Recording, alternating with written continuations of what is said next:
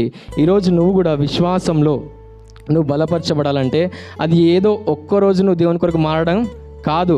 ప్రతిరోజు నీలో నువ్వు పోరాడాలి, ప్రతిరోజు నిన్ను నువ్వు చంపుకోవాలి, ప్రతిరోజు దేవుని కొరకు నిలబడాలనే ఆశ నీలో కలగాలి. నువ్వు ఎప్పుడైతే ప్రతిరోజు నువ్వు నిలబడాలని చెప్పేసి నువ్వు తీర్మానం తీసుకొని ప్రతిరోజు నిన్ను నువ్వు సమర్పించుకొని జీవిస్తావో అప్పుడే దేవుడు నిన్ను వాడుకుంటాడు. నిజంగా దేవుని విశ్వాసంలోకి రావడం, దేవునిలో మారుమనసు పొందడం అంటే అది ఒక ఆవేశంతో కూడింది కాదు. అంటే చాలామంది వచ్చేవాళ్ళు ఎట్లా వస్తారంటే కొన్ని వాక్యాలు విన్నప్పుడు కానీ ఏమన్నా విన్నప్పుడు కానీ ఆరాధన మంచిగా జరిగినప్పుడు కానీ ఏదైనా అయినప్పుడు ఆవేశంతో వస్తారా? చాలాసార్లు వచ్చినవా రాలేమా? వచ్చినప్పుడు ఆవేశంతో వచ్చి ప్రార్థన చేసుకుని దేవా నన్ను పాపాలు క్షమించు అని చెప్పేసి దేవుని దగ్గర ఒప్పుకున్న తర్వాత మరలా బయటికి పోతాం. ఒక రోజు 2 రోజులు మంచిగా ఉంటాం. ఆ ఆవేశ భక్తి ఎన్ని రోజులు ఉంటుంది? 2 రోజులకు మించి ఉండదు.